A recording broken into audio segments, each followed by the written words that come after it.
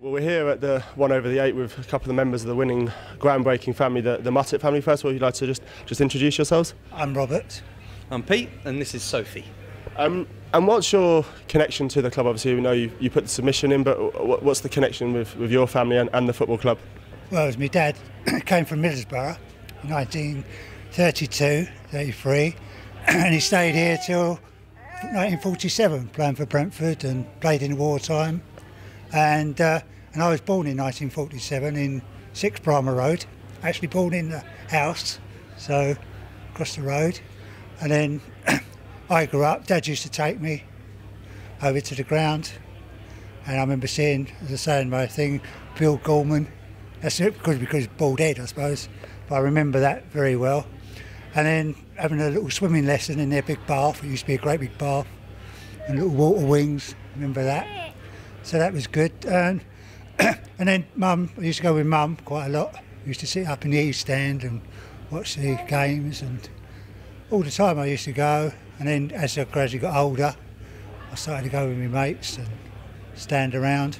Used to play there a lot. As I say, there used to, at the front of the ground used to be a wooden entrance. So we used to draw our goals there on cricket stumps, and we used to play football across the road. And Dennis Piggott, who used to be the secretary, was always coming out moaning at us. Oh, he used to moan all the time, you can't play him. And then later on, they took the fence down and they tarmacked. So it was between 2 houses. So that was our football pitch and our play area. I mean, it was brilliant, you know, we was off the road, no trouble, but still Dennis Piggott used to come out and moan at us. He was, yeah. And then, say later on, started going more games, going away games. Used to like the away games, used to like especially going to, as I say, Aldershot. I used to love Aldershot because you used to get on this platform and he used to call out the names of the stations. You say Brentford, hey, Brentford. And then the other thing was later on, standing behind Brook Road entrance, or behind the goal. That used to be good. Used to love that. And then later on, my daughter, who's not here at the moment, she started going, following us occasionally, and then we had a bad, you know, we was bad poor in the 80s, and so she didn't go quite as much as she would have liked to have, but it's cold. And then later on in the 90s, Pete started to go. And then we started, you know, season tickets, and now we go regular every week, you know, all of us. And it's one of those things they say a lot about the club. It's a family club, but again, another family in your family that's well connected with it. Yeah, it is a family club, and maybe one day, you never know if she's into football, maybe Sophie will be the next generation that comes along as well. And what did you, obviously playing for the club, what were your dad's memories of the club? What did he say about the club when you were growing up? Oh, he loved it. I mean, it was his life. I mean, even when he packed up, he was always over the ground all the time. I mean, yeah, it's just part of his life. I mean, when he first came down, by all accounts, he didn't like it. He came down, when he first came down to see the ground, he said, oh, I don't like it here. And by all accounts, he went back home. And it was his brother Tommy said, you know, don't be stupid, you've got to go back. And he came back, and as I say, he lived in Brentford for 60 odd years then. So, and he still lived in Bramah Road. And, yeah. And who was it who put the submission in to be in with a chance of winning it today? It was Dad that put the submission in. Yeah. We double checked it. Yeah, But it's Dad that put it in.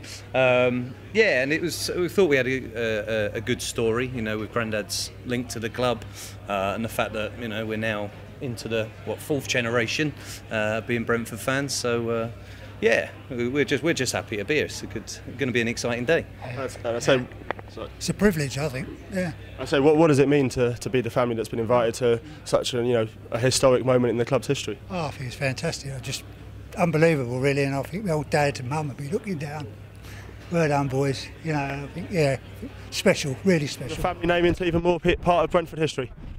Yeah, like we said earlier, it's always been part of our family history. Now us 4, Sophie's gone, she's freezing cold.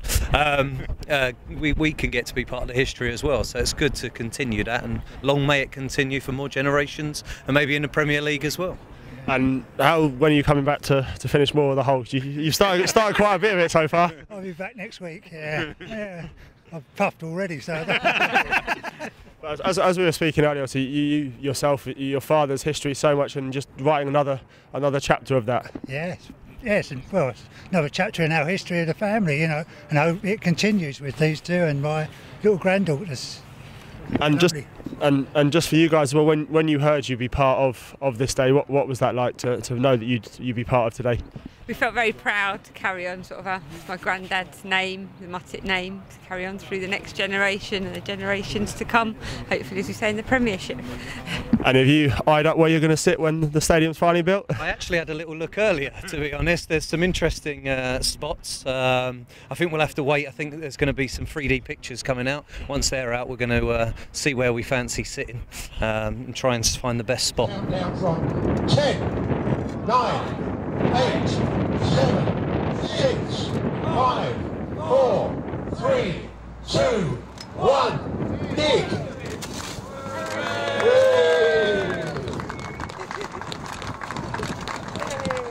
Keep digging, don't stop now, you've got a lot of work to do.